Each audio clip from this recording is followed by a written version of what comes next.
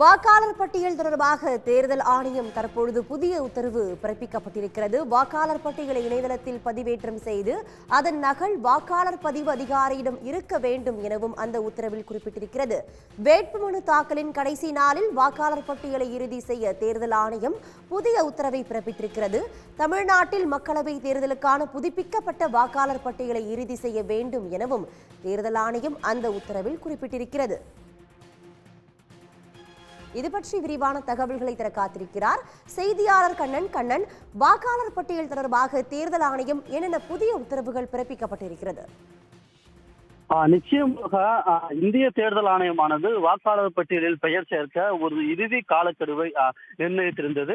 அதன்படி வேட்புமனு தாக்கலின் கடைசி நாட்களுக்கு 10 நாட்களுக்கு முன்பதாக வாக்காளர் பட்டியலில் பெயர் சேர்க்கலாம் என்று அறிவிக்கப்பட்டிருந்தது. அவ்வாறு அதன் தேதிக்குள் விண்ணப்பிப்பவர்களின் பெயர்கள் பரிசீலனை செய்யப்பட்டு புதுப்பிக்கப்பட்ட வாக்காளர் பட்டியலில் சேர்க்கப்படும் என்று அறிவிக்கப்பட்டிருந்தது. இந்நிலையில் இது தொடர்பாக புதிய உத்தரவை இந்திய தேர்தல் ஆணையமானது வழங்கியுள்ளது. அதன்படி வேட்புமனு தாக்கலின் கடைசி நாளில் வாக்காளர் பட்டியலை இறுதி செய்ய வேண்டும். அதாவது அப்டேட்டட் ஃபைனல் எலக்டோரல் ரோல் என்று எழுதப்படும் புதுப்பிக்கப்பட்ட இறுதி வாக்காளர் பட்டியலை வேட்புமனு தாக்கலின் கடைசி நாளில் இறுதி செய்ய வேண்டும் என்று இந்திய தேர்தல் ஆணையம் உத்தரவிட்டுள்ளது. 1/1/2024 தகுதியேற்பு நாளாக கொண்டு வாக்காளர் பட்டியலை புதுப்பித்து வேட்புமனு தாக்கலின் கடைசி நாளில் இறுதி செய்யப்பட வேண்டும் என்றும் தேர்தல் ஆணையம் அறிவித்துள்ளது. மேலும் இந்த வாக்காளர் பட்டியலை அங்கீகரிக்கப்பட்ட அரசியல் கட்சிகள் சார்பில் போட்டியிடும் வேட்பாளர்களுக்கு இலவசமாக அளிக்க வேண்டும் என்றும் தேர்தல் ஆணையம் அறிவுறுத்தியுள்ளது.